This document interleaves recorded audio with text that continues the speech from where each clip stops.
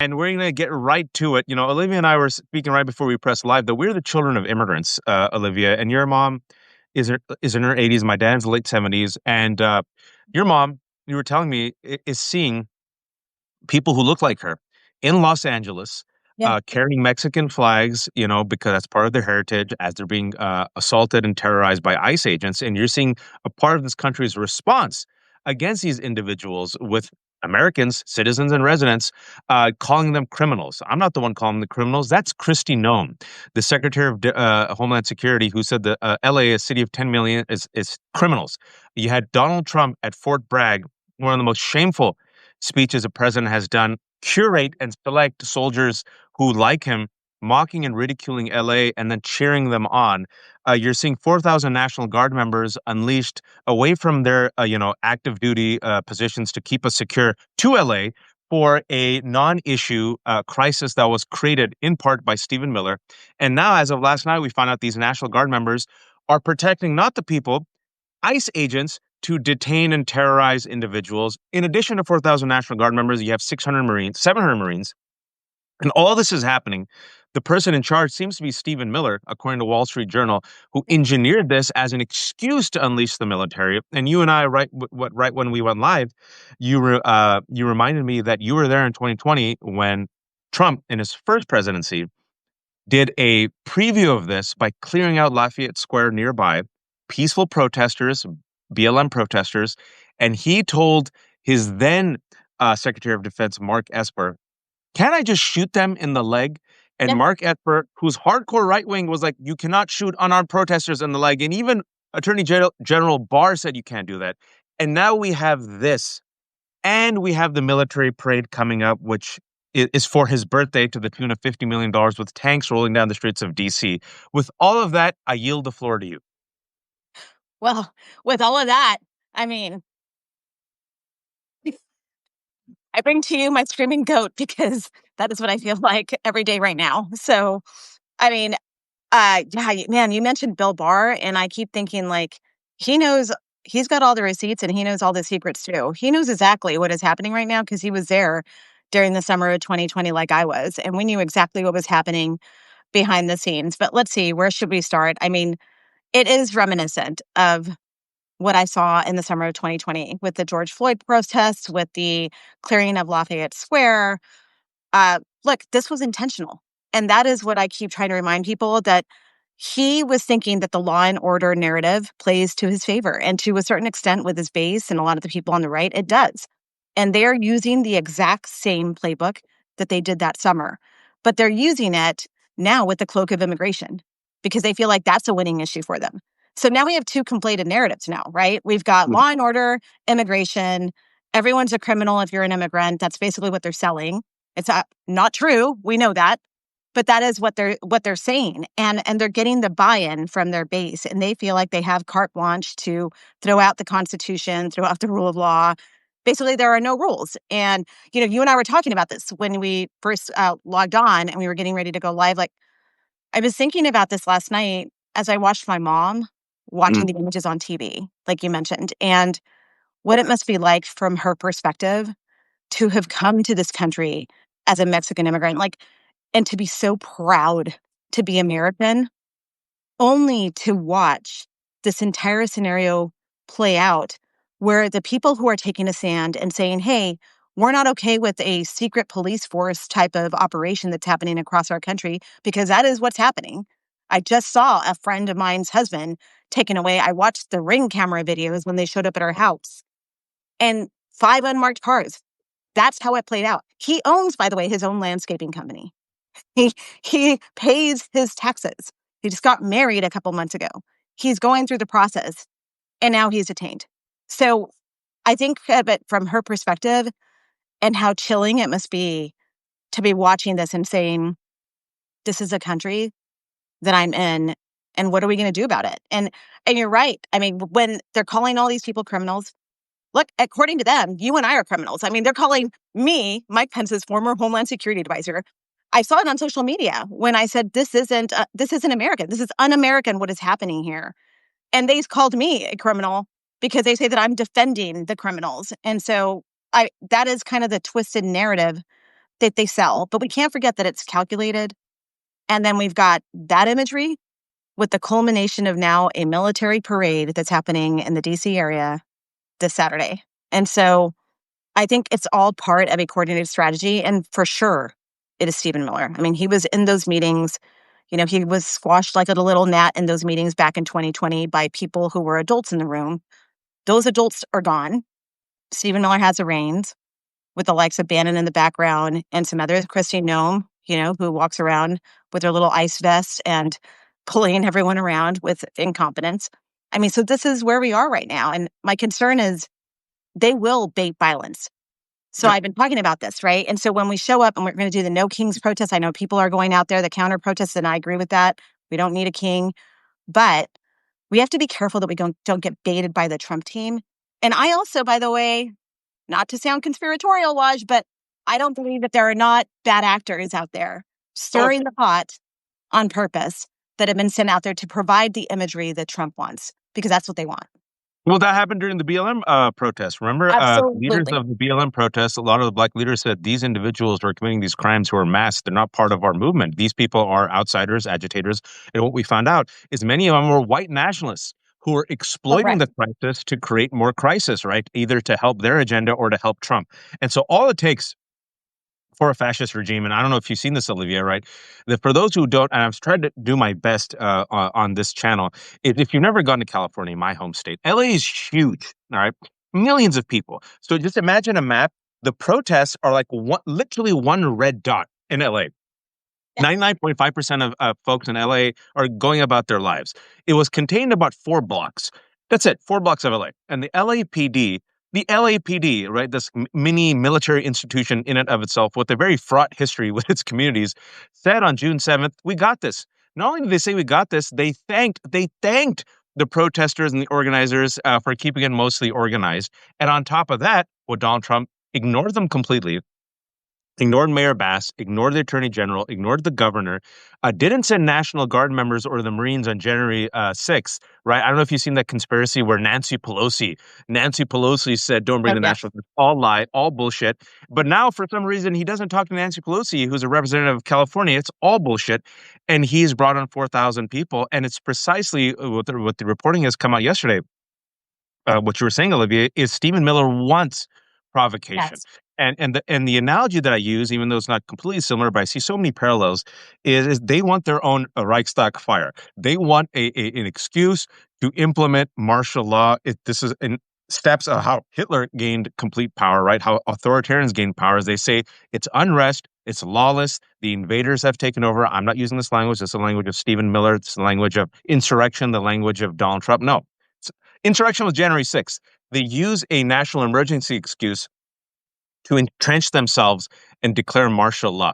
And this is my take. You're the national security expert, so I want to ask you this. And you mentioned Stephen Miller, and I've been trying to keep the focus on Stephen Miller the last few days because I'm a masochist and I've been following him for 10 years. Can you tell people, he's the engineer He's behind evil. the code. It's not JD Vance. It's not Christy Noem. They're all Yes, sir. underneath Miller. Yes, sir. Miller is the influence. Can you tell people who Miller is and his endgame? So Stephen Miller must have been someone who was very much scorned early in his life. I don't know. I won't get into the gossip of what I heard in the White House. I heard he No, you gotta tell me. may, I think may he have was. been scorned by women. This is my take. Can I tell you my take? Because Mhm. now that you know some juice, this is my take. Spill the tea. Okay. All right. We know his family's wealthy, educated, very decent people who've disowned him. He moved as a teenager to Santa Monica, where still upper class, wealthy neighborhood, but a lot of Latinos. He moves to this. He goes in high school. My take on it is, from what I heard from what was reported, a Latino friend of his said he comes back after one summer and literally says, "I can't be friends with you anymore because you're Latino," and he becomes like the prototypical Pee Wee German, Goebbels racist at the age of 14. I think he had probably crushes on Latino girls who were like, "You're a dork," and like the cool Latino kids wouldn't hang out with him. And in addition to that, he had no friends, and then he probably went to the right wing swamp. Those two things merged. That's just what I think. I give it I to you. mean, that was the word on the street, is what I'm going to say, as we like to say in El Paso. That was the word on the street in Trump 1.0. So cannot confirm or deny that. I wasn't there, in California. with the likes of Stephen Miller, but that is, certainly adds up to his personality. And what you see is what you get, just to be clear, Mm. right? I mean, what you see that's reported, the way his demeanor is how he behaves behind the scenes. This is how he conducts meetings. This is how he interacts. These are the things, I mean, the atrocious things that he plans in his end state are the way he openly talks about it. So I think in his world, there are no immigrants. He is essentially an extreme propagandist who doesn't want anyone that isn't white in this country. I mean, he basically said that. I mean, he said it in a meeting. He's talked about, do you want little Iraqi communities everywhere? I mean, these are his words. He said it in front of General Mattis. He was in the meeting too. I mean, he doesn't shy away from this. And so when I'm watching the playbook unfold, this is absolutely Stephen Miller in control with his puppets, right? With Christine Nome, with others, and Tom Homan, who's willing to do the bidding as well. They're in cahoots together. And we're seeing this play out. And so I'm trying to figure out, like, what happens next. I mean, they want the escalation. They want to see the violent images. They want to see it across the country because then they can use that, Donald Trump is the last line of defense between chaos and bringing control in our country. But really, that's what it is. It's control. They want control, right? And that's how this is playing out. And so I don't know if you want to talk about what happened at Fort Bragg yesterday. Oh, no, I was this great mind or paranoid minds or Yes. masochistic minds think alike because Faith. I do think these three things are connected. And by the three things that I mentioned is what's happening in Los Angeles right now, the crackdown, an authoritarian crackdown, folks. And we will talk about that because I want people to understand what ICE is doing and why it's illegal. And Olivia did work in immigration when it comes to Homeland Security. So she will actually tell you how this is making us insecure. But what's happening in LA is directly connected to what happened at Fort Bragg, is directly 100%. connected to the military parade. So let's talk about Fort Bragg right now. So you are not out of your mind and you're not being conspiratorial because this is how they sketch things out. It's all coordinated. And I would say, in the first administration, it was a little bit of, okay, they had no idea what they were doing. They were just throwing things at the wall and watching what would stick, right? Now it's different because now they've planned it out, right? They know the playbook. They saw what worked the first time. They saw where they got pushed back the first time. They learned how to go around it. And that is where we are. So in this lead up, what I'm seeing is they are laying the groundwork to use the military to their favor, right? I mean, we're seeing it happen. Like you said, we'll get more into that. The military in LA, it's there. Now, we're coming up on the Army's 250th anniversary.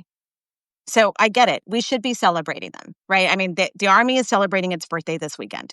That originally was the reason for the celebrations on Saturday, by the way, until he hijacked it and made it, his own birthday parade.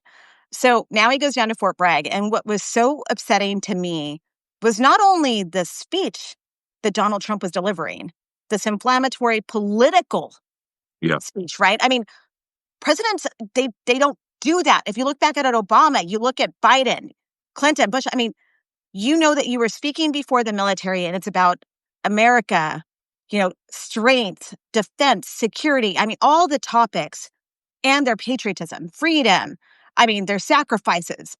This guy gets up and is basically at a political rally, indoctrinating everyone. I mean, that's what he did down at Fort Bragg, which, by the way, houses the Special Operations Command because I trained with them down there. And that's why, even more so to me, it was incredibly upsetting to watch the reaction of the troops standing behind him. Yep. That made my stomach turn. Because when he was like, California this, and he was like, Biden, and boo, they were booing and they were cheering. And I was like, what are you doing? Because until I came forward and left the career intelligence service, you would have never seen me at a rally like that standing behind right or left presidential figures or political figures, rooting them on because that's not what you're supposed to do. You serve in a nonpartisan there. You're there for the greater good of the country and an oath to the Constitution. And so watching that, I was like, we have a serious problem I, that is I'm getting worse. I'm so happy to have you here because I've been wanting to talk to you for a while.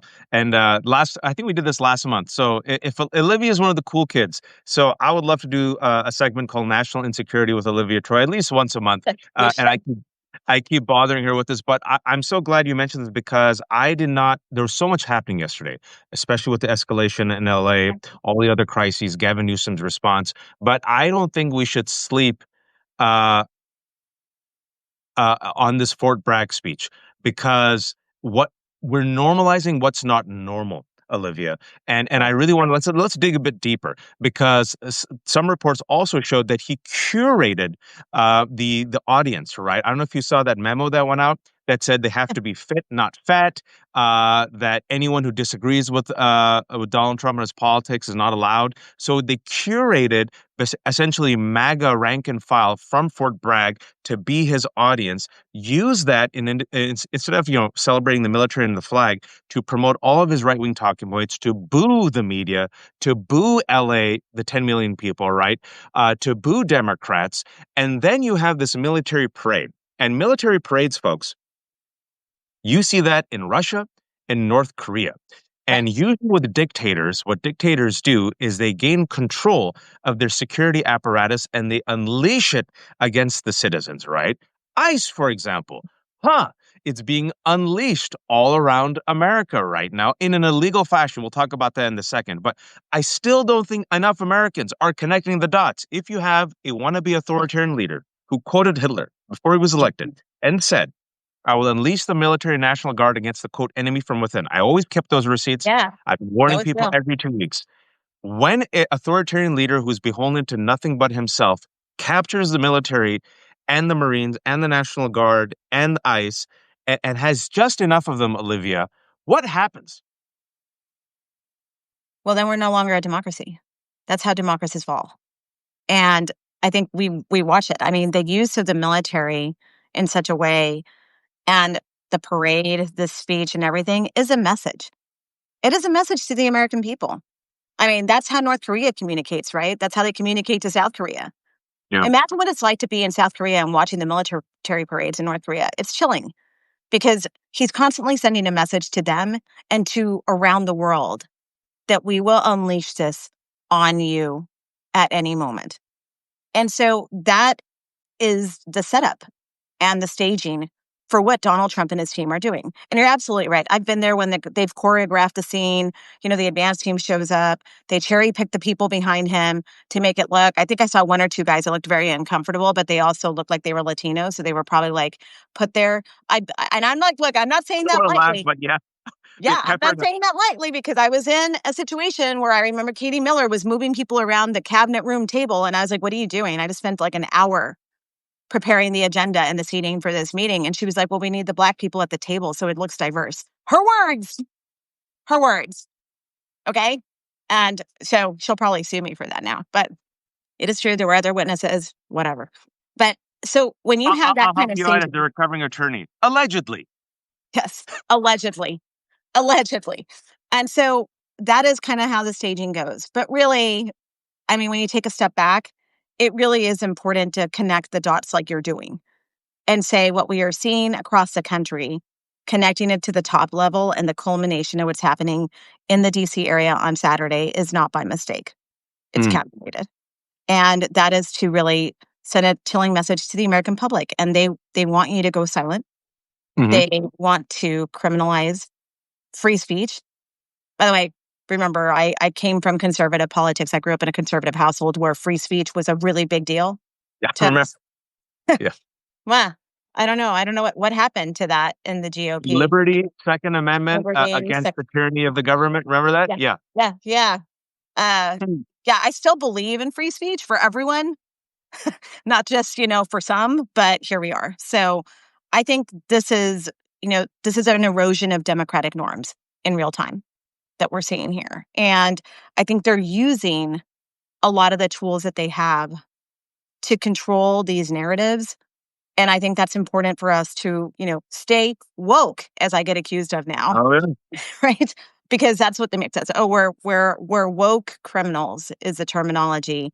What for caring about the fact that we don't want a Gestapo-like force going around our country. We don't want we don't want people to get taken away without due process. I mean, this is why all of this combined is a combination for Trump's intentions of where he's heading with all of this.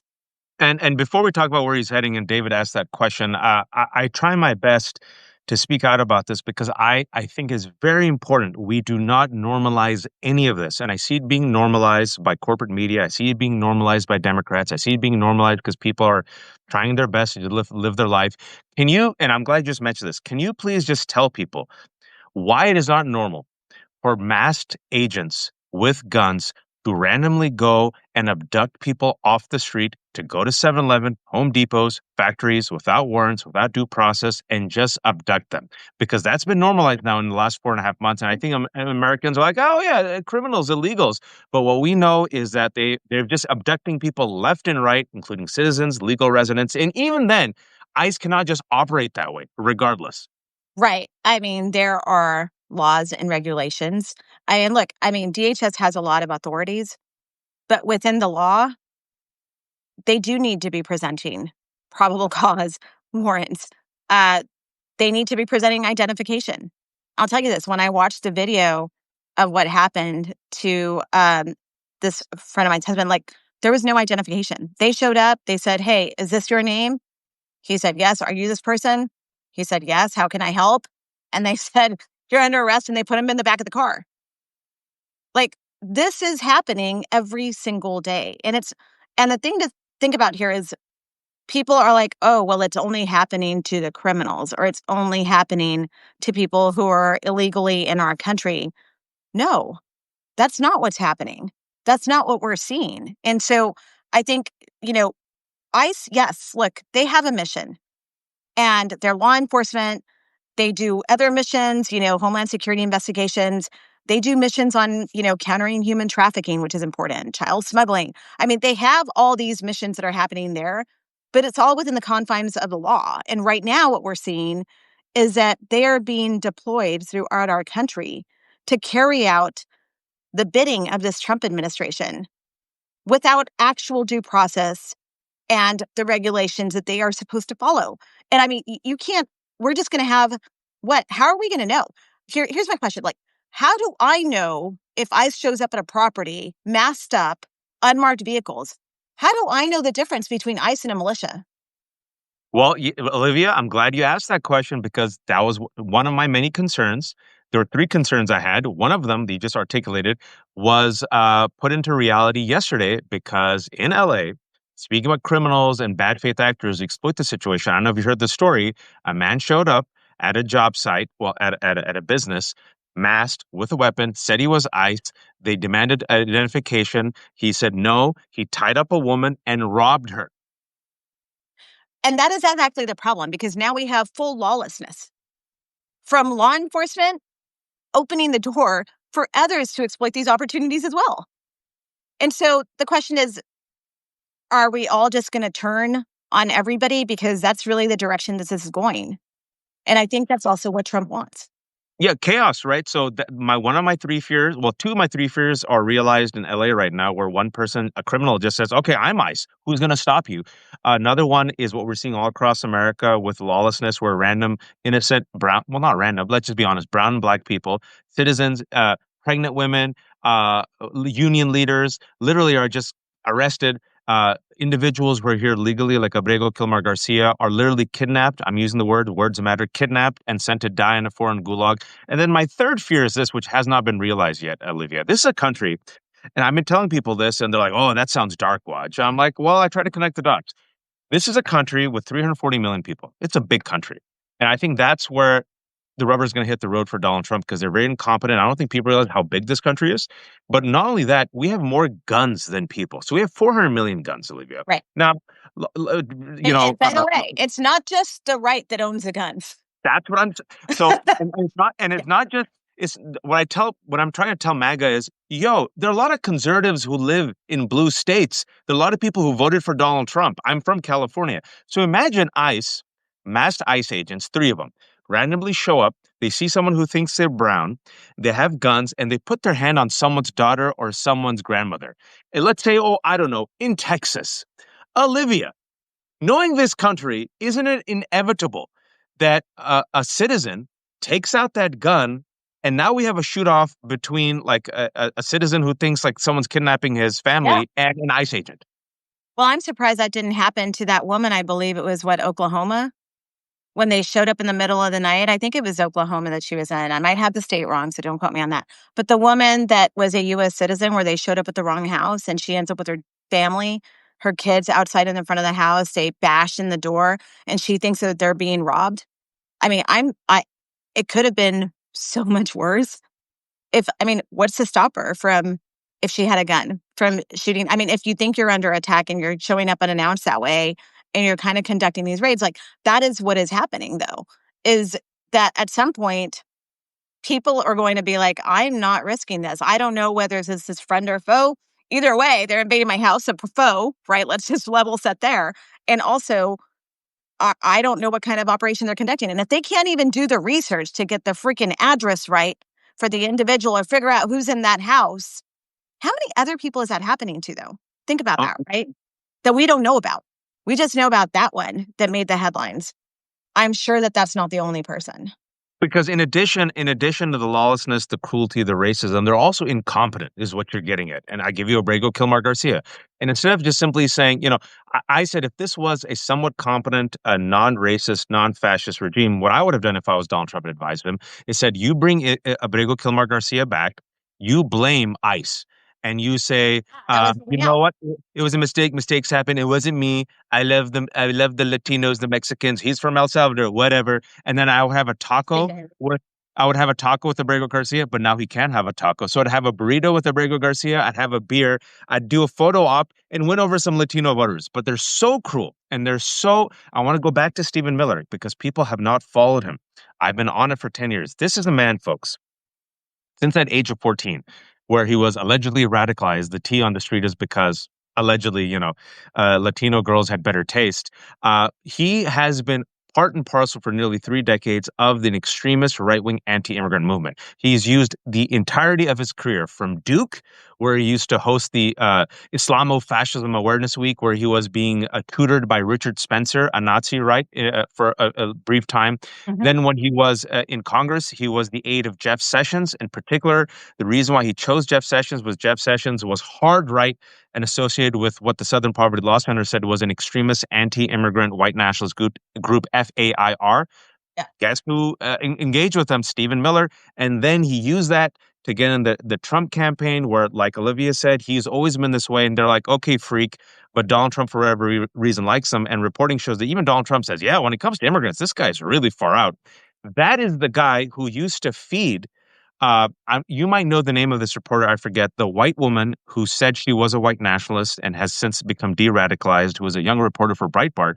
She said Stephen Miller in the first administration used to give her white nationalist content and conspiracy theories to run in Breitbart, right? She said Oh, that he doesn't was, surprise me. Yeah. she said he was this is who he is.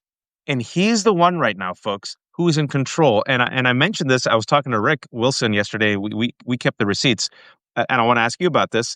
Signalgate. Remember Signalgate when JD Vance was somehow JD Vance's suggestion Yes. to It's wait not on the strike? Yeah. Who overruled JD Vance, the vice president's suggestion? Can you Miller. tell people, Olivia? Stephen Miller. That to me actually was so telling, because I was like, okay, none of you actually have power. It's him. He's the one.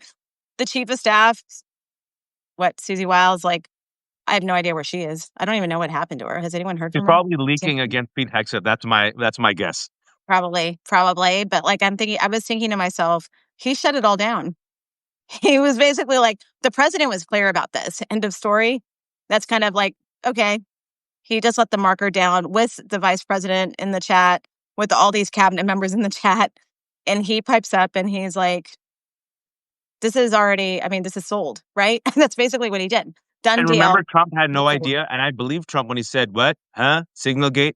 Because Trump doesn't use apps, and so remember they asked Trump, and he had no idea, and I actually believed him. I don't think Trump had any clue, which at the time I said is even more frightening because that means to me that Stephen Miller was the Is one running. running. Yeah. Yeah, no, absolutely. I don't think that Trump knows half the stuff that's going on. I think a lot of the time it was happening behind the scenes, even the first time around. And then at some point it would blow up or something would happen, and then we'd have to figure out like how he was going to navigate it. His comms team had to, right? But here's the, with everything going on, we haven't even gotten into this, and I know we don't have endless time here, but the Well, brains. that's Olivia's way of saying I need to leave. Oh, So no, no, you no, no, tell me no, no, how much no. time do I have you for 10 more minutes? Yes, yes, All and right, we let's do should 10 talk minutes. about this because the brains behind the travel ban is him. Yeah. And I know this because I lived the travel ban the first time around firsthand. And I can tell you that during that time, it was very hard, Watch, to navigate that situation Mm, for those of us in the intelligence community, for those of us in national security.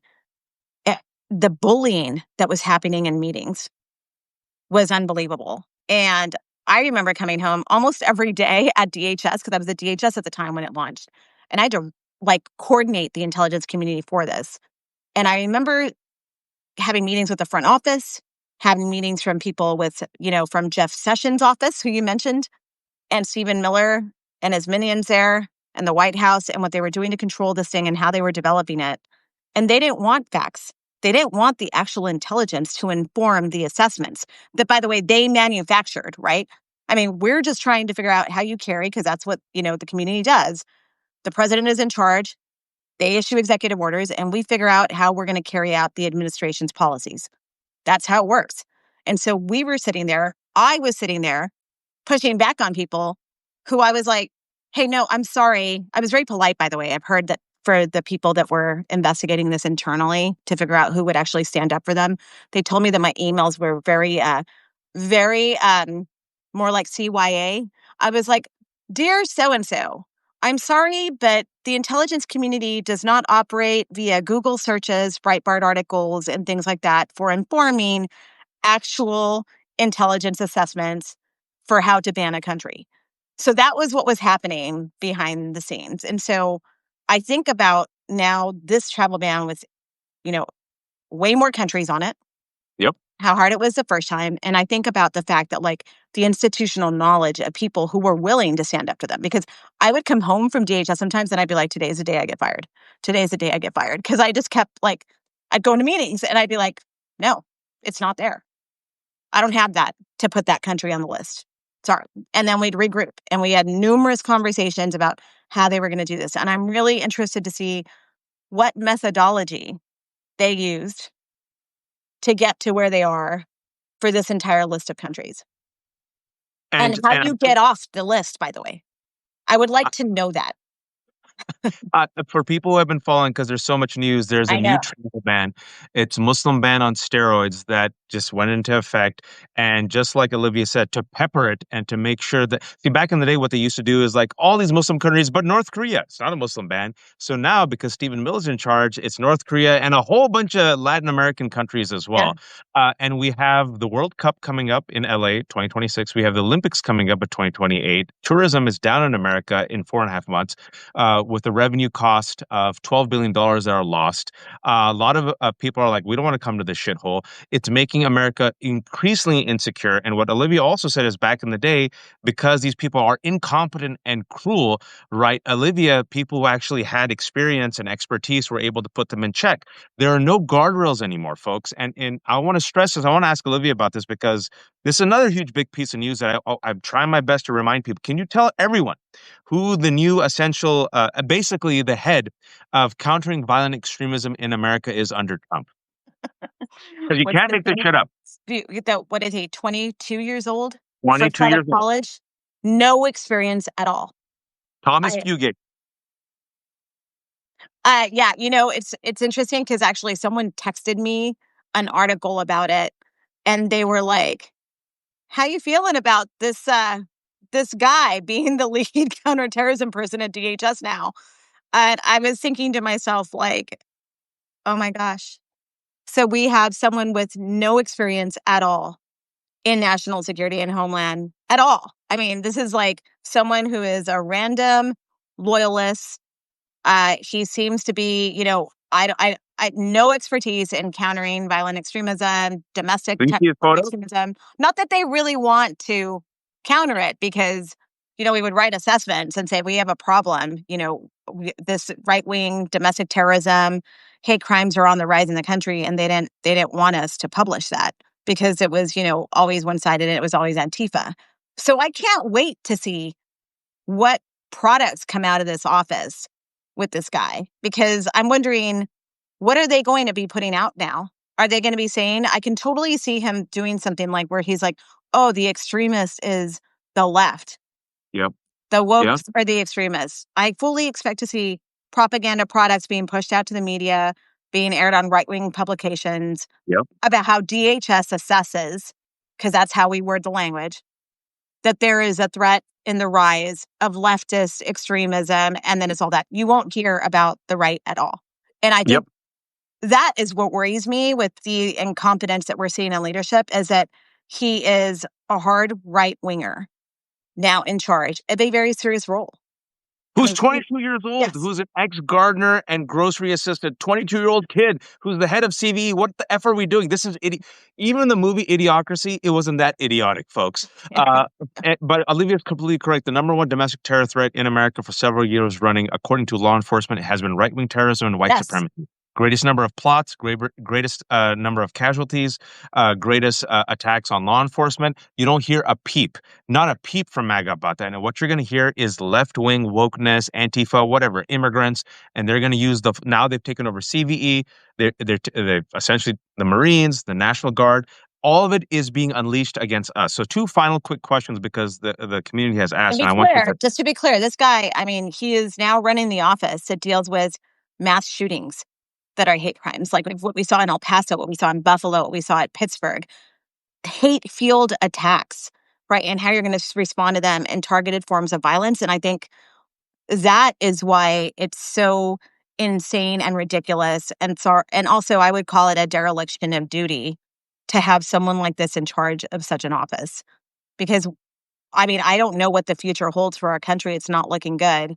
And in the aftermath of a major event like that, I wonder, what is that going to look like now with this guy at the helm, Sebastian Gorka running the counterterrorism division in the White House. Don't even get me going on him. That would be another dissertation. Pencil that down, folks. We'll be back. We can do a We'll little be, dissertation on we'll who's running that. I've been following Gorka for a while, so Yeah. unfortunately, the two masochists, me and Olivia, who know these names, because I'm mindful of your time, I want to ask these two final questions before I let you go in a couple of minutes. And it's one of the community members, speaking about connecting the dots. They asked us, and I wanted to wait for it as one of the final questions. As we talked about Stephen Miller, who I think is the engineer of this, I recommend people really go and do a research into Stephen Miller. Won't take that long. Read Janine Guerrero's book, Hate Monger. Quick read. That guy's in charge right now. What's happening, folks? So if you really want to understand the ideology behind it, it's Stephen Miller. But someone asked us, what's the end game, Olivia? And if you had to guess the end game, what's the end game of what we're seeing right now? I do think the end game is to create enough chaos for the optics that it leads to them declaring things like the Insurrection Act, martial law, so that they have a controlled military state. And yes, autocracy. I mean, that is what this leads to. And I say that because if they declare that, it comes with all sorts of things that they can do. It's like it actually means that they can prevent us from peaceful assembly. It comes with all these things that they can then claim to do legally Yeah. and say, no, you're not allowed to do that anymore. And that is what I think is their end game. And then control. And I think in the lead up, I think they're setting the groundwork now also for what they're going to do with future elections, right? Because this is the playbook that they used that led to what happened on January 6th. Yep. And, we overcame that. It's a good thing that some people held the line. And I think when we're looking at it from election cycles, I think that is where I think all of this is heading.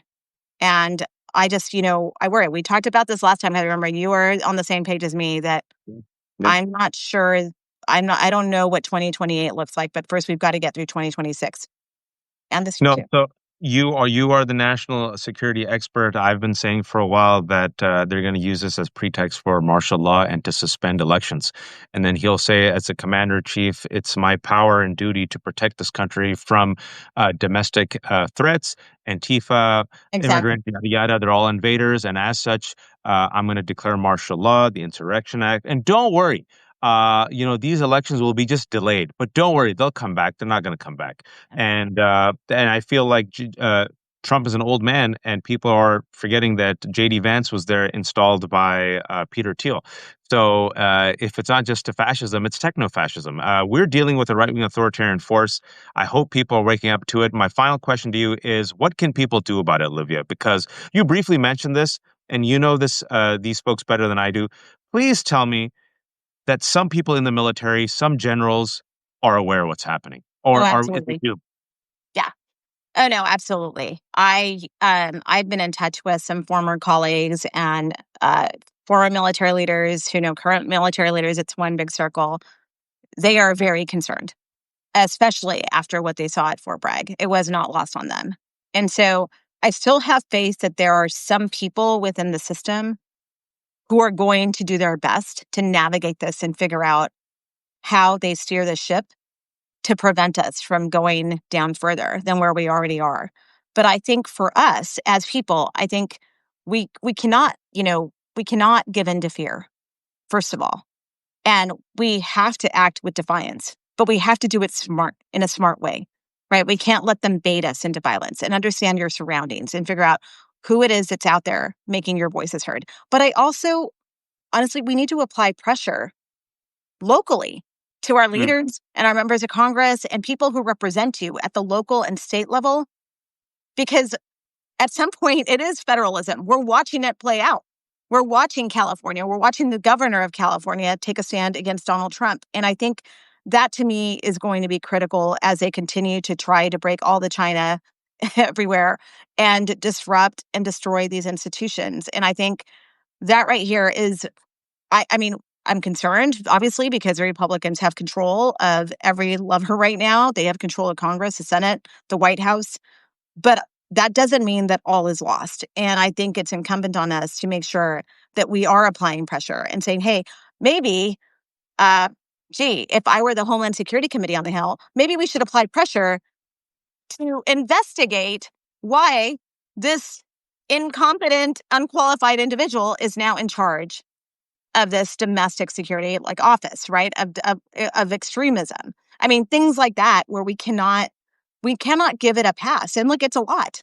It's a lot, right? I mean, we just barely we covered a million things right now. And there's a whole list of other things that we haven't yeah, even gotten into. I didn't even get to the hexeth of it all, but I'm like, I have Olivia for 40 minutes. I'm going to use it as best as I could. I know folks wanted to answer, but there's even hexeth, folks. Hexeth is so incompetent that even now, I don't know if you saw this news because there's so much happening over the weekend. It was revealed that they can't even find advisors to work under hexeth because people have no respect for him. So that's how, and that's the Secretary of Defense, folks. Secretary of Defense not only advises the president on security strategy, also overlooks a budget of $1 trillion and 2 million people in our armed forces. And the dude who runs it is Pete Hegseth. We've normalized that. I haven't. Olivia hasn't. Olivia, I kept you longer than I wanted, but it was awesome as always. This is something that I've branded myself called National Insecurity with Olivia without even asking her about it. But I it's the like second it. time. It's the second time I've done it. Each time we do it, people respect it. So each time I could get Olivia every couple of weeks, I try to bring her on. Olivia is the author of the fantastic Substack Living It with Olivia Troye.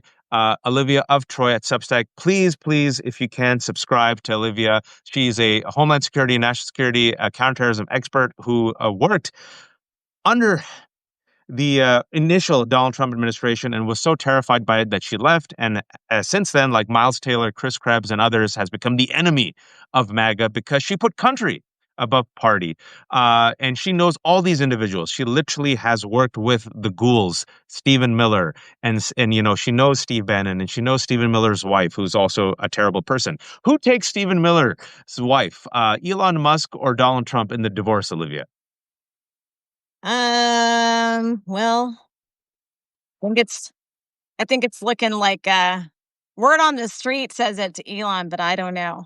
I don't. Oh, wow, yeah, we're because you know what? She's still working for him, so, Uh-huh. folks, this is how it works. Olivia, what did I miss? How can people, support you? No, that's basically it. I'm on social media under Olivia Troye. I'm on Substack. And, there's a lot to talk about. So I'm sure that we will do this again. And I just appreciate people tuning in. I'll hit you up in a couple of weeks, 2 or 3 weeks, folks. This has been the Left Hook. If you're watching, if you haven't subscribed, my mom reminded me today that today is the 1 year anniversary of the Left Hook Substack. I started a year ago. I thought if I'm lucky, maybe 5,000 subscribers. I'm a one man shop. I have like 1,800 kids, but now we have 71,000 subscribers. Things are picking up really well. I've kept everything out of principle and foolishness. I've kept everything free because I'm an idiot. There's no paywall, but you pay what you can. I'm like Blanche Dubois. I depend on the kindness of strangers. So if you don't have the money right now, I get it. Just subscribe. If you do have a couple of bucks, become a paid subscriber. I could do more of these. And if at the very least, spread the word. If you think people need to know what's happening, this conversation with Olivia, I know there's about 1,200 of you who are watching right now. I put the whole thing up. It's going to be up in an hour. Just share it. And try to be informed because I heard, Olivia, democracy dies in darkness. Remember that? Some people used to say that. Yeah. Who used to say that? Until Yeah. then, stay, God forbid, woke, be informed, be kind, be empathetic. We need people to speak up. There are more of us than there are of them. Remember that. It's a big country. And please, oh, please don't be a fascist. Olivia, thank you so much. Thank you. Take care. Later.